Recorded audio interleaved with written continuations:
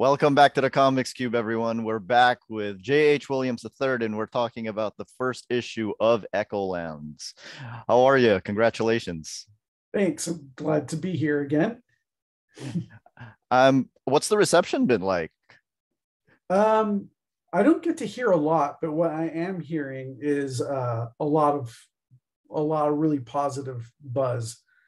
It seems like from the people that have pinged me, they're really enjoying it.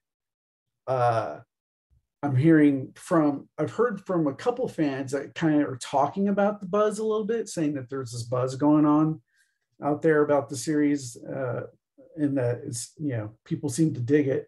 One of the coolest things was uh, I heard from a shop, I think in Southern California, that had said that they weren't sold on the format, the landscape format. They were kind of nervous about that. But after they saw the book and read it, they're completely won over by what we did and understand why we did it. So that was really great. And then I've gotten photos from some stores where they're showing it on the shelf, and some of them are racking it where it stands up, because we did it to where it can be portrait or landscape for racking, which is cool that some of them figured that out. And then also what's exciting is some of them are showing pictures of it open. So they're kind of like showing how it functions, and then they're speaking about it enthusiastically while showing that photo, which is fantastic. You don't rarely see that, So that's pretty cool. It reminds me of you ever hear the story about how bookstores back in the 80s didn't know where to shelve mouse, so they just left it out in the open? Oh. Right. So that's what it sounds like to me. But do you know this YouTube show called Cartoonist Kayfabe? It's I don't by think so. it's by Jim Rugg and Ed Piscor. They go over Okay. they go over some comics, and then they go through it page by page and everything. There's a I have heard of that. I just can't remember the name. There's a Facebook group that's all about their channel. Okay. And there's a lot of discussion going on there. And that Wednesday, I think maybe 3 or 4 threads independently pop up, all saying, like, if you're only going to read one comic this week, make it Echolands #1. Echolands #1 is so amazing. You guys should all go read it. So, Nice. so like That's multiple cool. threads all just popping up independently. And meanwhile, cool. here I was being like, I know, I'm waiting for my shipment, guys.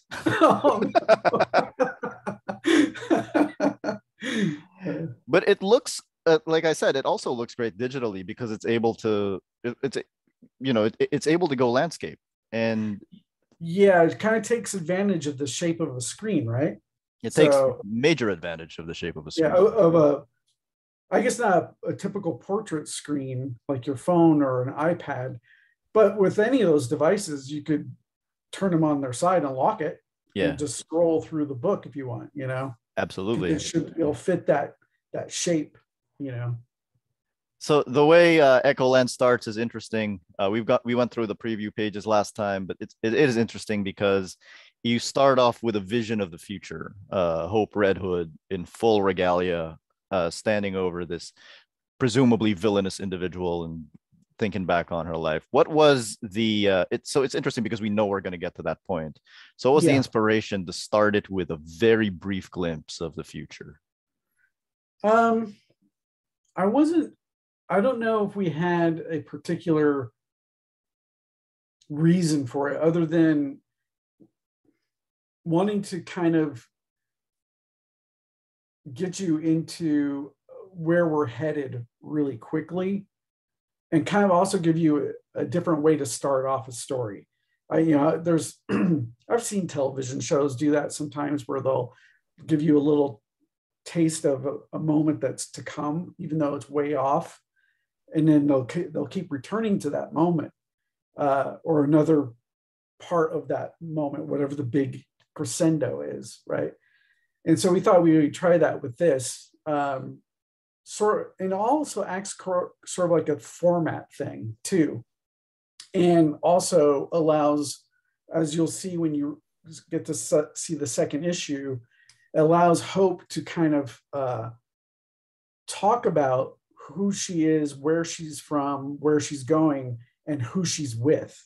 So we get little insight into each of the characters as we go about how she feels about them or thinks about them.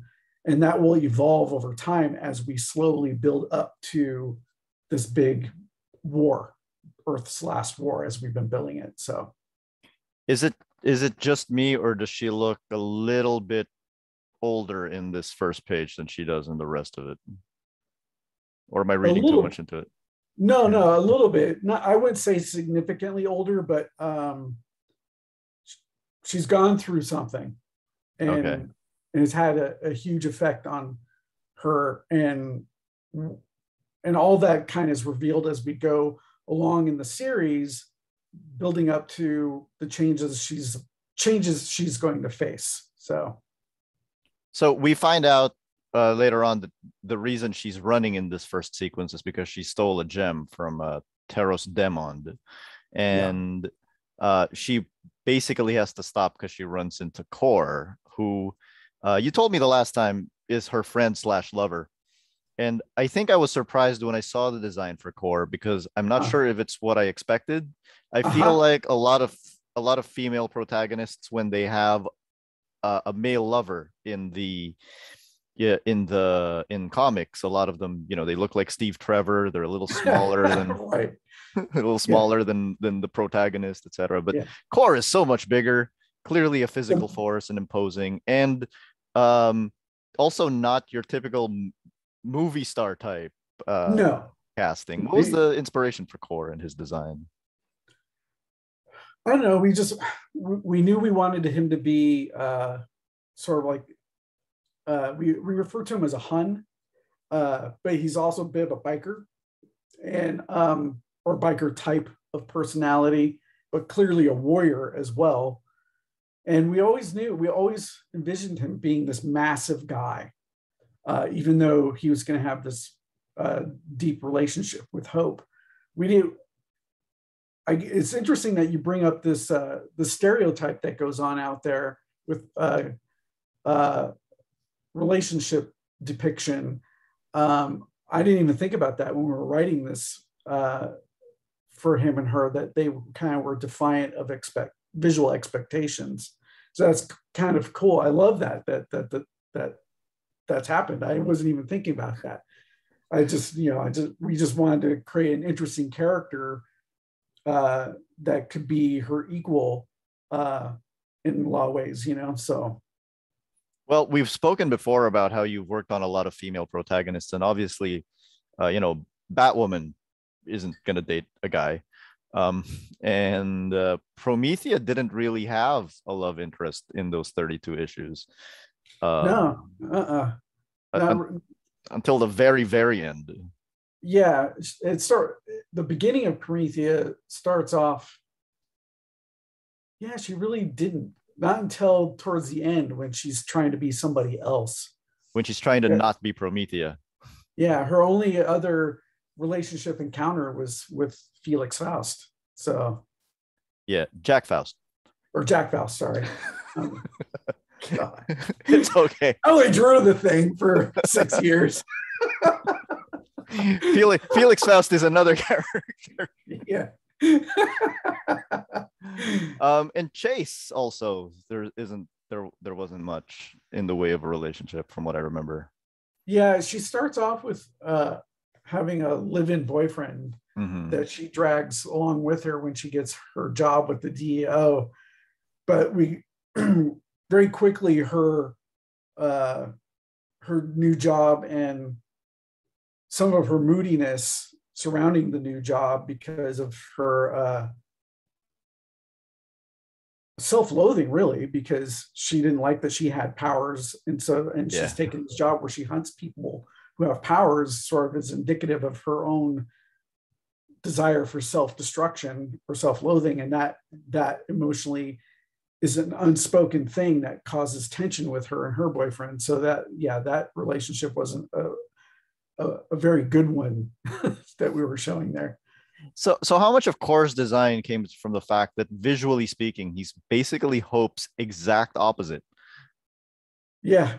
Uh, I don't know. I mean, there wasn't a lot of thought put into that as far as like wanting an opposite. It was just the way we envisioned the character. And then as we envisioned him and obviously Hope, we just kind of we knew what the relationship needed to be, and we kind of didn't take the physical attributes into consideration. It's more clearly they don't view the relationship from that point of view to some regard. It's Mm-hmm. very emotional based. Um, Part of it, which is a little unspoken at this point, comes from her time from before the story starts when she's uh, had to leave her parents. Something happened, disastrous happened there, and finds herself on the streets of San Francisco becoming this thief. And, obviously he helped take her in and had this relationship. So, It's a great page, by the way, when he shows up, and it's basically a 6 panel grid, but he's smack dab in the middle outside of the grid, as well as she is, and beating these people up. It's really cool looking panel. thanks. Really cool looking sequence. Thank you. And we find out, so before that, Hope's making her way around the city, and there's a lot of characters from different genres around the city. We find out right afterwards that this city's streets change. uh Yeah. how how does one become a thief in a city where you can't memorize the streets? Yeah, good question. I mean, obviously, everyone there is living under the thumb of Taros Demand. Mm-hmm. Um, and so everyone just does what they can, however they can. We kind of feel like, and one way to do it is to be a thief and an outlaw, however you can, because we don't get necessarily into the economics of Echolands or economics of San Francisco within the story. Uh, it's sort of hinted at in some of the back matter interview stuff that's coming up with Taros Daman. He kind of says some things that give you indication of how tough it is to live there. So, so yeah, it's just one of those things. It's like fight or die. Steal Yeah, or die, or obviously there's shop owners and stuff like that. We show that there's some sort of commerce going on. There's a market that she's running through and things like that. So there is commerce, but we kind of picture it that things are not so easy, and almost medieval in a sense of what the economy could be like, even though it's in the future and there's clearly advanced technology. So in a lot of ways, our version of San Francisco almost feels like it's all times at once in a way, right? So mm-hmm. you have this almost medieval type of economy with these markets, and there's bands of thieves running around in different factions, which becomes more evident as we go along. There's kind of indication of different territories controlled. But then you have this almost political wizard character in Taros Demand, who obviously has technology, but then the city feels very like a recognizable urban setting. Yeah, That you would see today, right? So it's cool that it feels like a mashup like that, like the characters are. absolutely. And they get caught here by the forces of Taros Demand, in this back alley, where Hope then discovers that she has a power. Yeah. Um, Or this, we discover she has a power. or we discover that she has a Yeah. power. And this double page spread of, I'm not used to this kind of gore coming from you. I gotta say, where'd that come from? Well, I've had an opportunity to draw some gory things in Promethea a little bit. some stuff like that in Desolation Jones. But some of the things that I did after that, like Batwoman, didn't really give you opportunity for that sort of stuff. But to me, I kind of want to do what feels appropriate for the moment or for the scene. And one of the things that we needed that to be, the reveal of her power, was for it to be shocking and horrific. Mm-hmm. So with only a matter of a few pages, you're in this, for lack of a better term, dystopian future, but not really, but this altered future where things are kind of upside down, to a moment that's right out of a horror film, and we felt that was really important. It needed to be a gut punch and show just how out of control her power actually is. I mean, she is caught off guard. They're threatening to burn a T into her face to mark her forever as a thief. Her friend Core, her lover Core, is pinned against the wall with these electrical netting, and she's panicking. And so she lashes out in the only way she feels she can. She's trapped. But when she does, there's no control. It's just annihilation, right? So that's pretty emotionally powerful. And what's also nice about it, because it's so powerful, we immediately show the aftermath where, she lost control of her powers, but then she loses control of herself. Her physicality. She is passing out, and she loses consciousness. Right, which puts herself in another form of danger if that was to happen under different circumstances, right? So she could use her power and then pass out and not have actually dealt with the situation, and then she's now in further danger. It's interesting, and that's kind of cool that Core also allows us to show that Core is aware of this and tries to protect her as best he can. He's not surprised that it happened. Right. He knows it's going to happen when she starts to freak out, and he's saying to her, don't, and she can't help it. It's an emotional response. And that's the other thing I think is kind of cool, is to show that her powers are not, at least right now, something she can direct. It's all based on emotion and just this visceral reaction. Yeah, it's cool. I have to ask, like, at this point, how much input did Hayden have on here? Because now that I'm verbalizing all of these things, like a city that where the streets change, and a power that you can use once, but then you'll pass out. And I'm like, this would make a great video game. Yeah. These are great constraints and a setup for a video game. So I was wondering, did Hayden come in, give some input for these things, or? I can't remember. I mean, a lot of this stuff is developed with conversations on the phone or in person. Lots of back and forth. So it's almost impossible for us to determine who came up with what scene or how the scene plays out, for that matter. Because we both end up doing writing on every tidbit. So, but Hayden definitely has an influence in the fact that he does work in video games on the massiveness of the world building.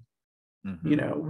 We knew at the very beginning how massive we wanted this world to be and diverse, but that's one, as we talked about it, he's very imaginative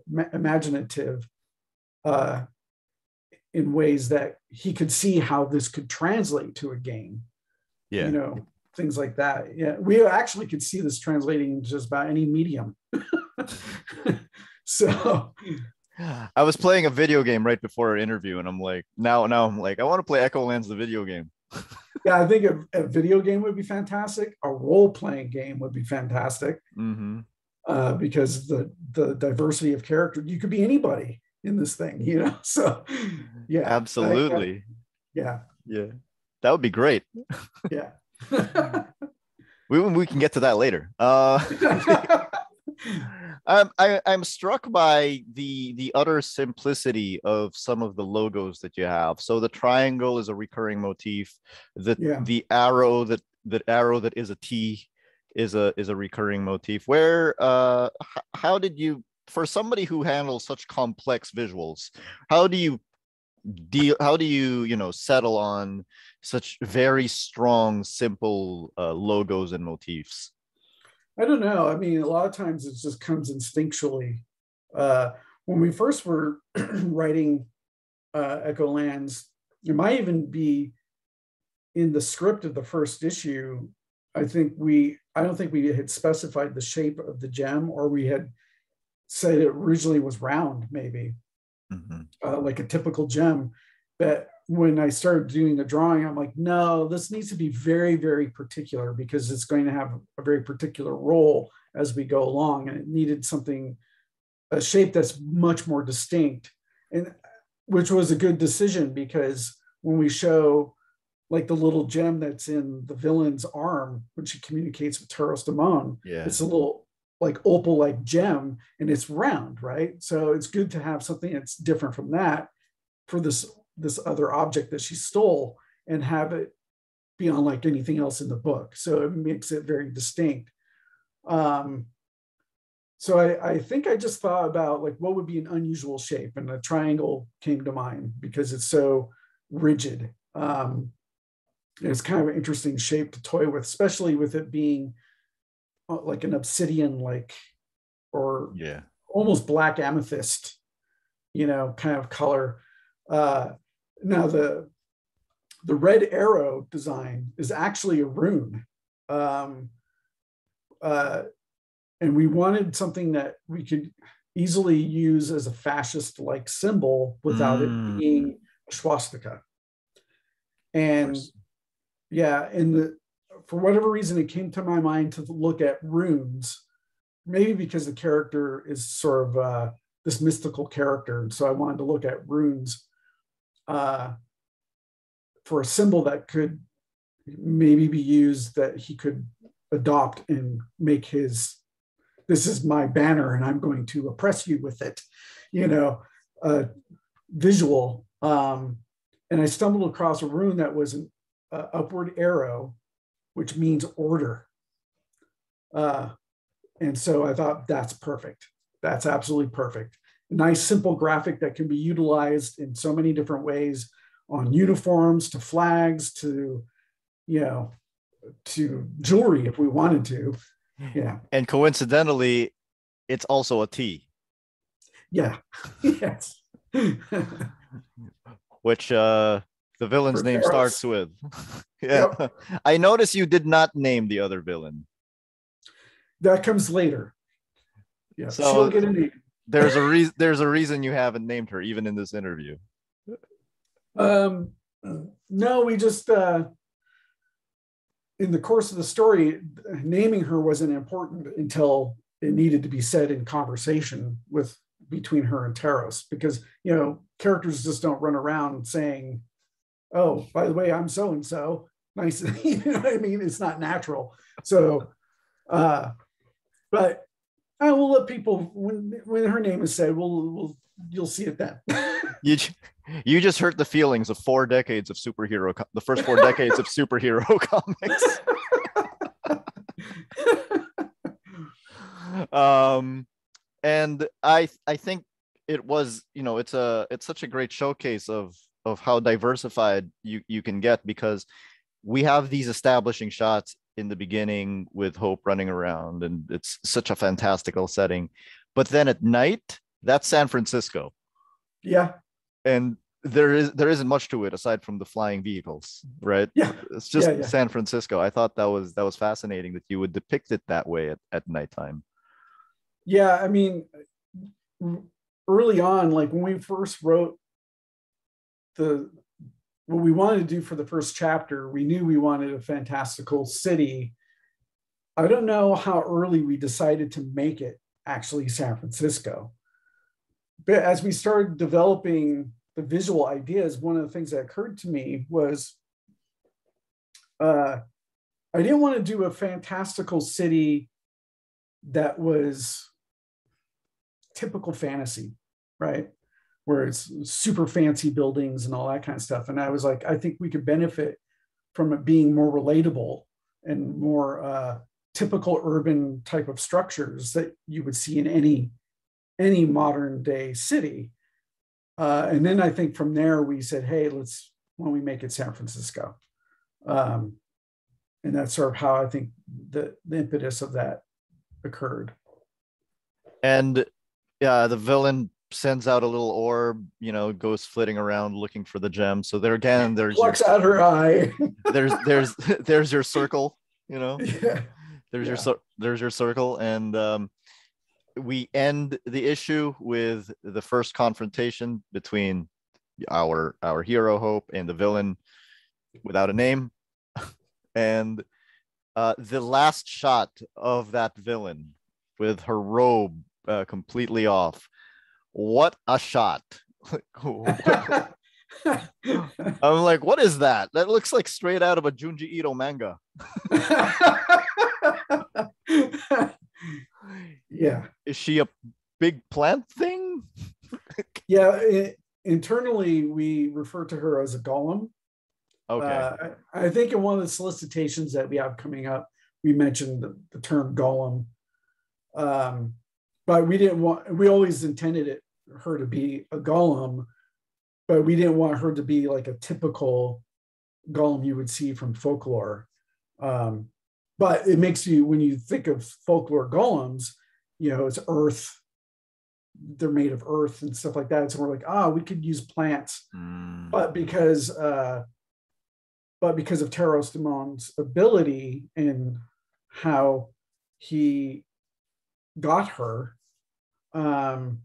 there's clearly other parts of her that are not plant. And so like when you study that shot of her body, you can see, wait, there's stuff in there that's not plant, I There's see some worms. bits, Yeah. tendrils and fleshy bits and metal and so she's like this it's kind of cool. So she's literally a physical idea of a mashup like everything else is, right? So yeah, That's really cool. And I can't wait to see the next issue to see how their fight plays out. yeah. So let's get to the back matter. So the back matter, the first item has the drifting oracle looking into the crystal ball here, giving some vague hints about what's to come.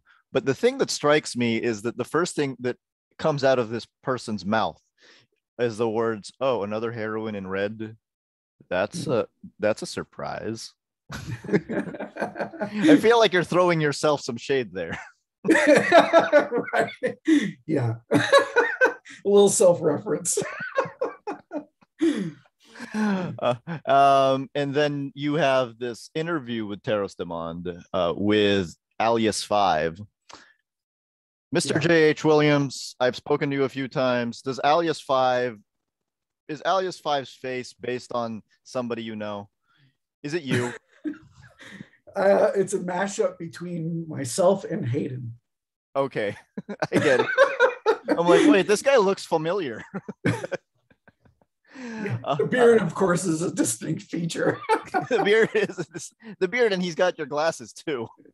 Right.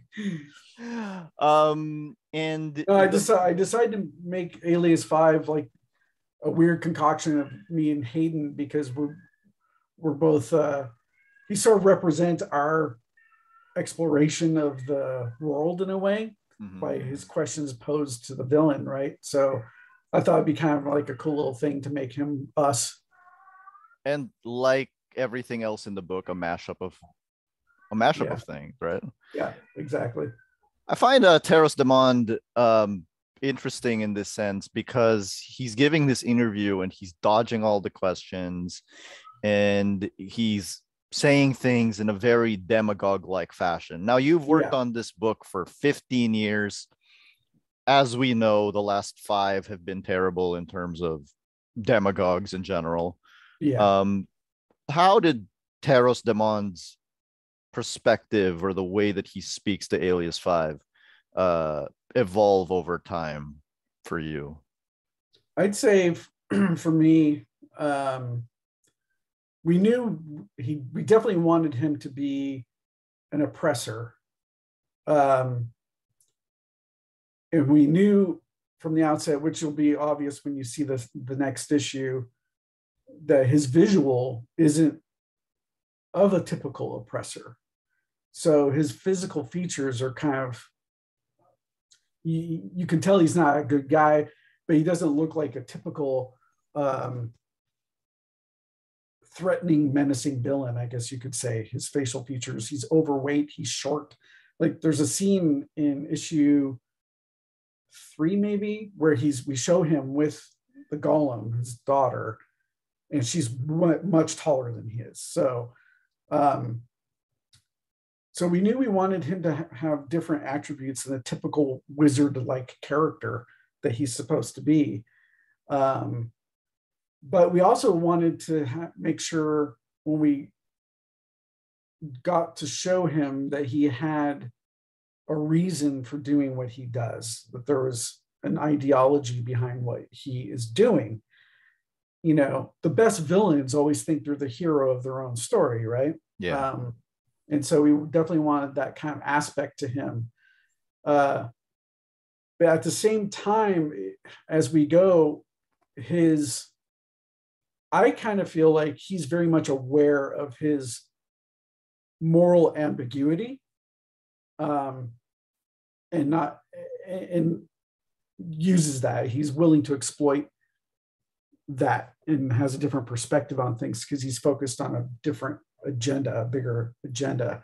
But in terms of the sound of his voice, yeah, it was definitely a trick because I didn't want him to sound like a typical wizard when he talks. I definitely wanted him to have a demagoguery type of attitude while still spouting this almost metaphysical philosophy in places, you know, so it's like this weird combination there. But a lot of the idea to have the interview sections with him, I can't remember when we decided to do that. It wasn't like we didn't set out to do that right away. It was something we decided to do somewhere along the way. I can't remember when, but we thought it'd be really kind of cool as a way to get into different aspects that are hard to cover in the propulsion of the story itself, about the world and what's going on and what his agenda is. And what's fascinating about those sections as we go along, they actually start to kind of coincide with the plot. It'd be interesting. It starts to become its own narrative, which is kind of fun, which is something neither of us had planned on until we started writing the different sections. And when we got to this one point, I'm like, hey, let's do this, you know, and we have run with that, which is kind of cool. There is a school of thought in, you know, in literary criticism or art criticism that a work of art needs to be judged based on the time that it was made. But this was made over the course of 15 years. Yeah. And would you say, like, I couldn't read Teros Demon's words without being reminded of people like Trump or Duterte. Yeah. And did you realize that was going to happen as you guys were writing it? No, I mean, we knew what we wanted him to be. But at the time, I don't think we understood until we were working on it, the parallels. It was more like we were understanding that those types of figures from history more than present day, and it just happened to coincide with current attitudes. You know, which probably did inform some of the language he ends up having as we go along in those interview sections about his sense of self-importance starts to come through. And that was definitely probably, for sure, at least subliminal in my head from current events, you Yeah. know. Yeah. You can't remove yourself from current events is Right. the thing. Like Yeah. you live at the time when you live. So Right.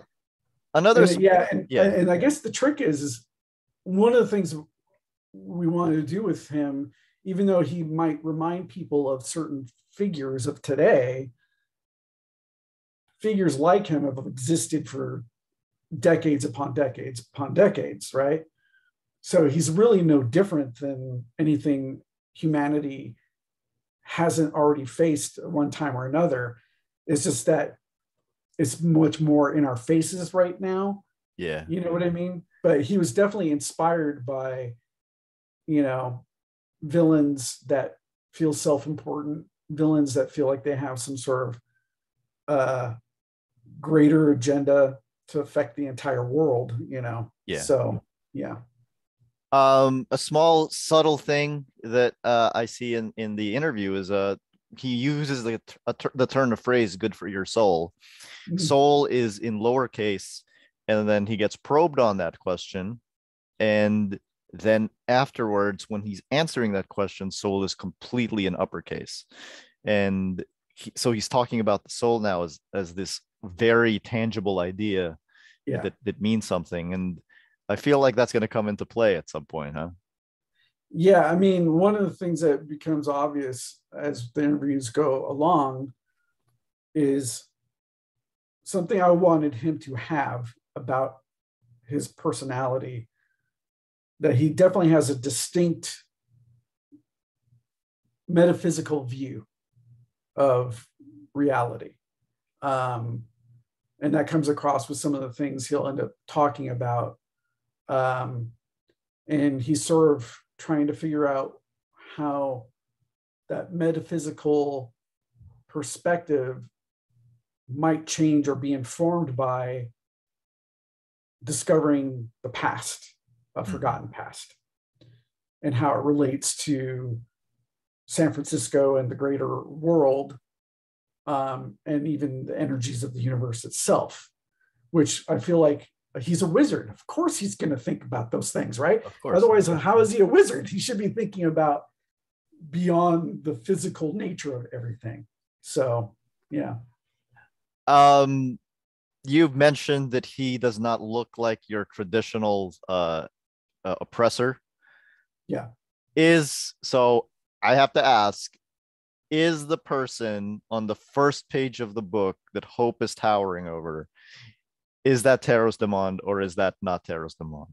It's not Taros Demond. Okay. I didn't think it was, for the record. Or the person that she is about to skewer, we don't Yeah. answer that question for a long time. So, Oh, so there might be levels above Taros Demond. and then yeah, it's interesting his what I ended up going with his features. I know when Hayden and I first started developing this, I remember this is when I lived in California, and I lived in a small town in California, Central California, and he lived in the Bay Area. And I remember driving up to his house one day so we could kind of talk about things. And as we were thinking about the characters, I remember distinctly thinking, you know, we should have him not be visually this typical villain, even though when you see him, you're like, yeah, don't trust that dude, you know, but he doesn't look like this intimidating. He doesn't seem intimidating. Let's put it that way. And I thought that was super important. So I was like, yeah, he should be short, a little bit overweight. He's kind of got a bulby nose, you know, something not typically a wizard, right? Because usually when you think of wizards, you think of like Gandalf or somebody enigmatic or mysterious or intimidating. And I didn't want that for him. And it's fascinating that my mind went there, because the oldest drawings I have of him, if I still have them, that is, I know I have some, it completely is more like this ginormous, muscle bound, Darth Vader-y kind of helmeted dude, you know? And like more like a scary, like that dude, scary. That's a scary villain. And I'm like, I wanted to do something that kind of was the antithesis of what to expect. So yeah, if we ever get to show those old drawings, if I still have them, I need to scan them. I wonder if that'd be cool to put in the first collection or something, to show people how it started and where we ended up, you know.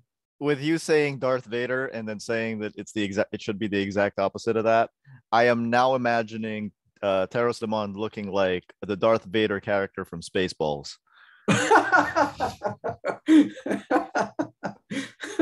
Rick Moranis. Yeah, I'm Rick Moranis.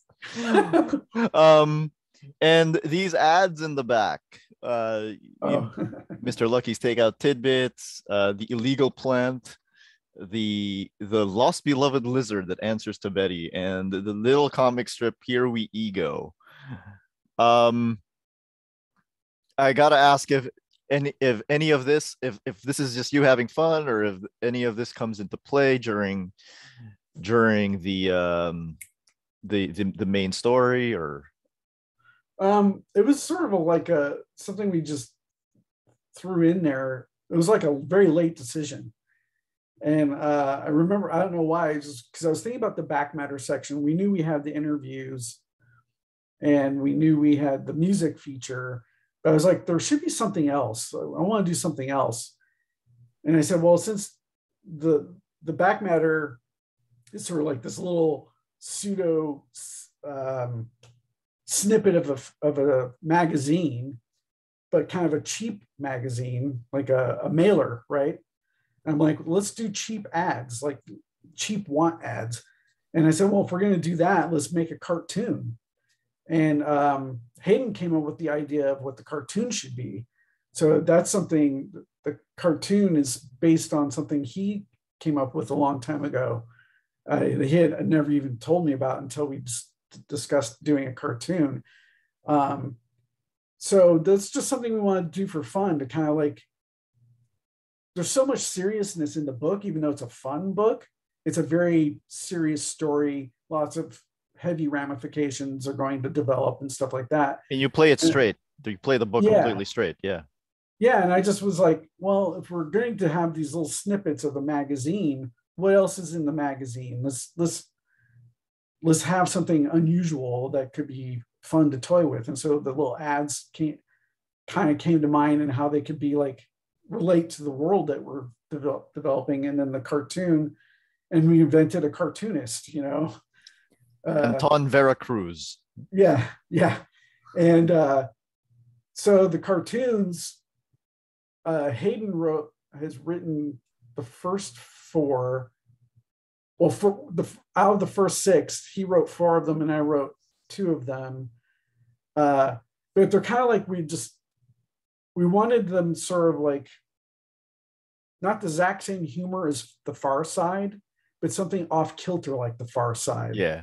So like one panel gags, and they could be esoteric or a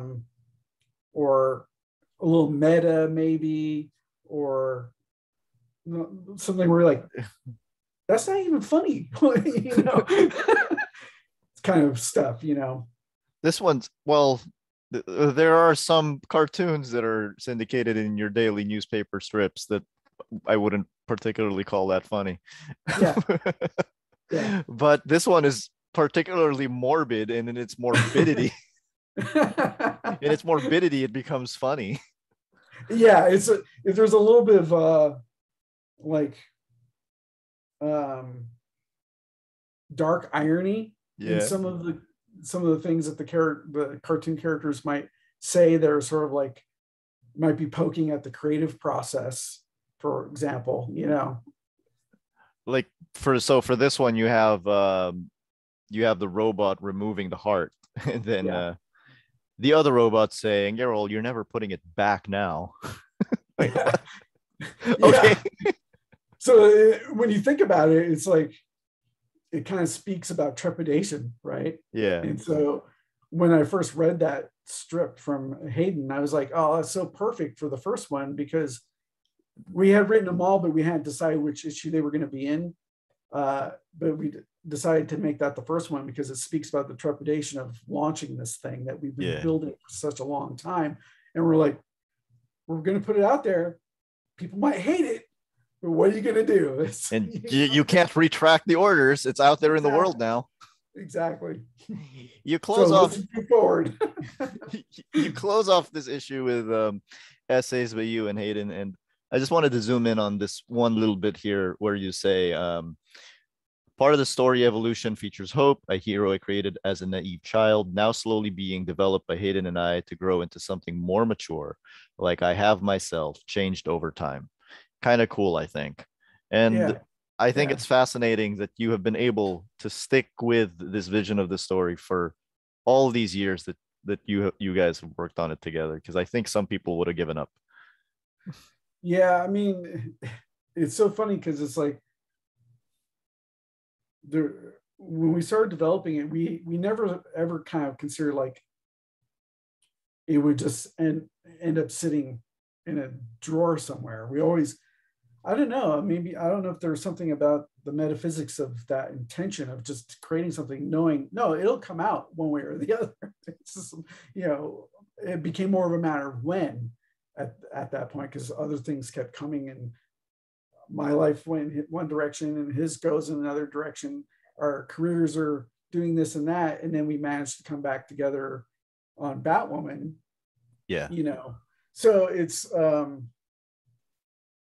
yeah, but at the same time, during all of that, we never lost sight of it. There might have been times where we would go a lengthy period of time where we wouldn't talk while we were each doing our thing about the project, but we would always come back to it. So it's almost like this metaphysical intention being recognized. You know, I always had every confidence in what we were developing, but at the same time, I definitely had a trepidation. Would anybody give a shit? you know, you know. But part of our saving grace with that and managing to be able to keep sustain the momentum, even though it was a slow burn momentum, you know, has a lot to do with Eric Stevenson over at Image Comics. You know, I had talked to him about doing a create our own project, probably early days of Batwoman. I don't know if you heard about this thing that it was a one-off convention called Morrison Con. Do you remember that? I remember that. That's where I met Eric Stevenson. I remember meeting him at the bar or the music thing that was going on, and probably inappropriate because of the setting, but I ended up saying, hey, you know, I love what Image Comics does, and would you be interested in a create our own project if I came to you guys with a create our own project? He's like, oh yeah, sure. Definitely we'll talk about that. And he remembered that conversation. And so when Hayden and I felt like we had a solid pitch built, you know, we of course took it to Image. We showed it to a lot of people, and there was other publishers that were like, yes, we will do this. And I had showed it to Image around that same time, and Eric was excited to do it. But what Hayden and I, at the time, we were so not sure of what to do with this thing because we knew there's a lot riding on a create our own project because it's all the support system's different, right? So yeah, you're selling it on your name, right? And trying to figure out, well, who's the right publisher? And you know, we had various offers to take it on, but I ended up having a conversation with. This was before really getting to know Image very well at this point.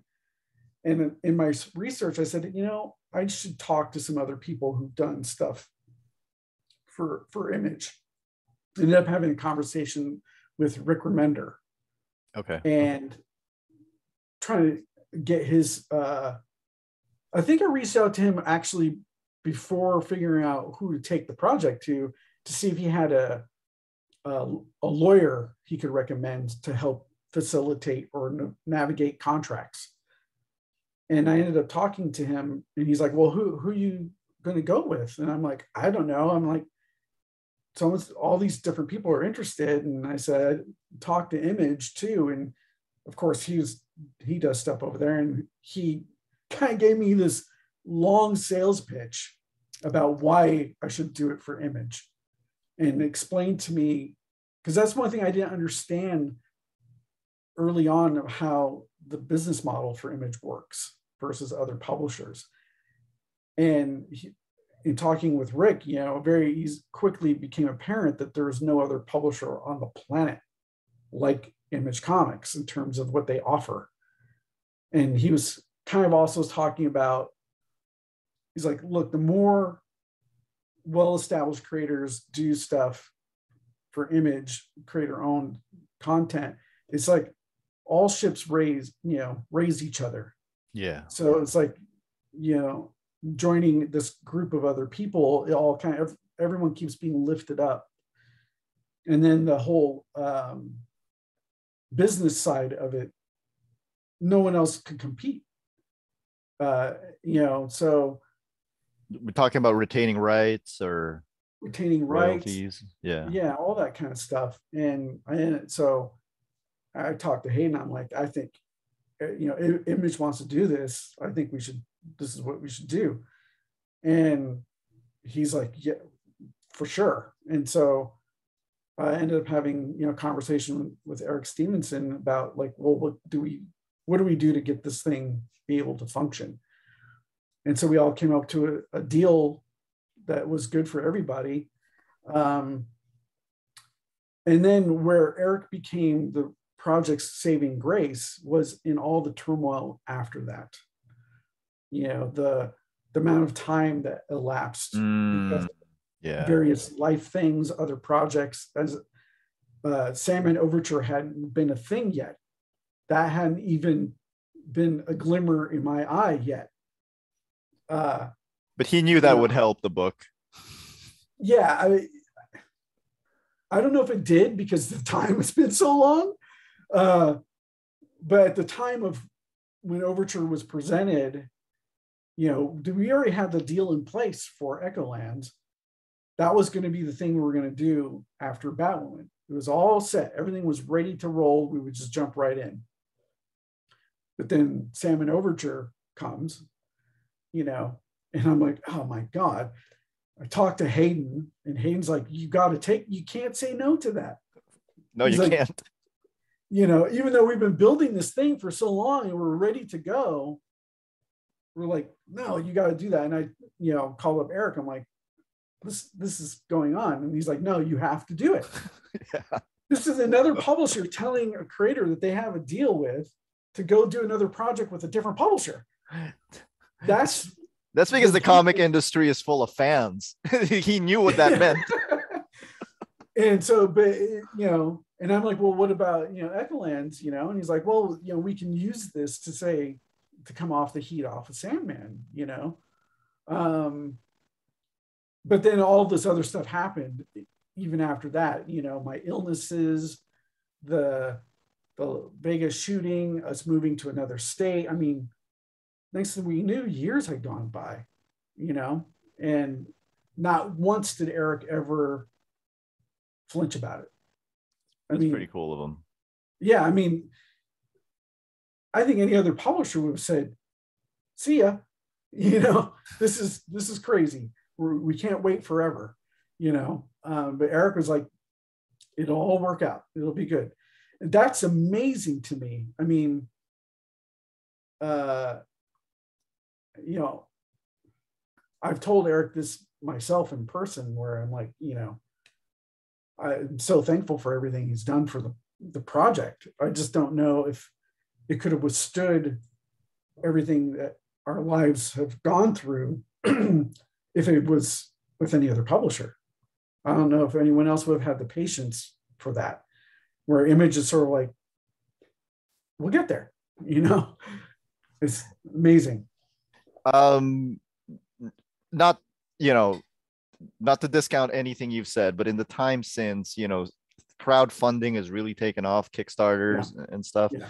If you were launching it now, like if you were just starting the project now, would you have gone that route instead, do you think? Or No, I don't think so. Okay. Um, because the difference between crowdfunding and taking a project to somebody like Image is the access to the wider audience. Mm-hmm. Um, Not to diss people who want to go that route for crowdfunding. If that works for them, that's great.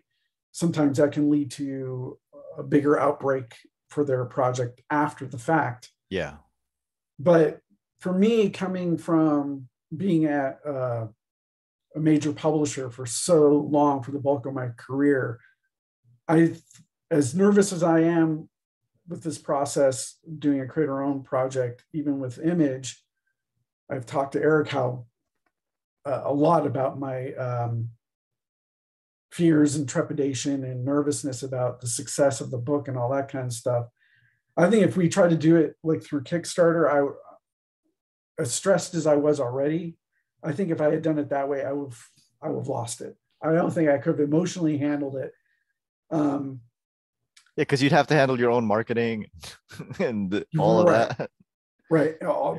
The dealing with the logistics of mailing the product out, Yeah. but also with Image, for comfortability's sake, is you have a platform that has guaranteed eyes to look at the content from their readership. Then you have the whole distribution aspect that they have. So easily you're going to get around the world into shops. When it comes down to a collected edition, you've got the entire book market at your grasp there through them. That's one thing you cannot do through Kickstarter. But like I said, I don't You'd want have to to do another Kickstarter yeah, for that. Yeah. yeah. So it's like, well, even that, I don't know. Like, can those guys actually get into, like, besides comic shops, can they Oh get no. into the book chains? Yeah, that's different. You know, so but if it works for those Kickstarter guys, that's great. It's something I've thought about. I just don't know. I'm so bad at logistical things. I don't know if I could handle it, mentally. But you seem so organized with your record collection back there. It just seems that way. Speaking of your record collection, the last thing on in this book is your playlist for working on this issue, and Yeah. it takes 4 pages of it takes 4 pages, two spreads to list all of the albums you listened to while working on this issue. That's a lot of albums. That's a long time. Well, yeah, because it's not just my record collection; it's my wife's record collection too. So she has her records that get played as well. As far as the pay, originally we had it laid out as only two pages, but the designer was like, he's like, I don't know. He's like, that might be really hard to read because the font was smaller. So I said, well, yeah, I agree. It's too hard to read. So he just did it that way. I guess we could have made it all single spaced between each item, but I love it though. It looks like CD liner notes. Yeah, exactly. One of them is the 2001 Space Odyssey soundtrack, Uh-huh.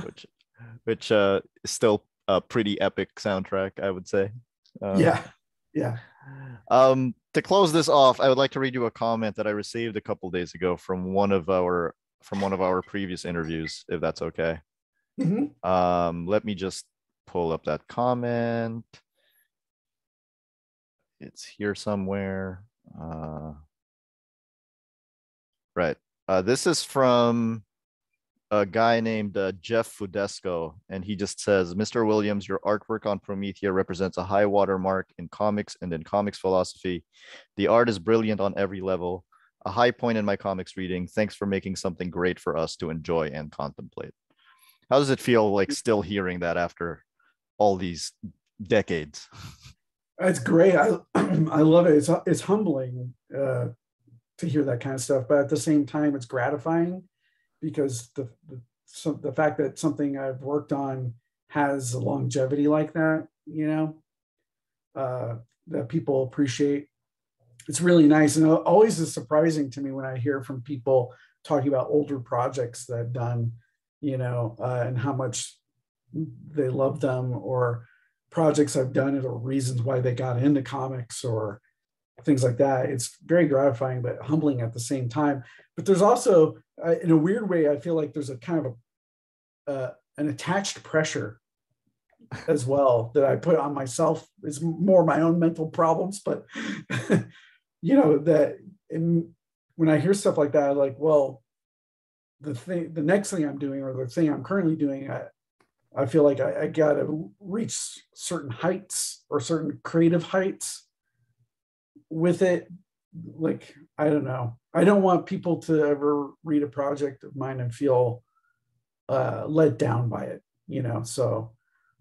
uh, so yeah, it's a double-edged sword when you hear stuff like that, but at the same time, it's amazing to hear stuff like that, so It still happens, yeah.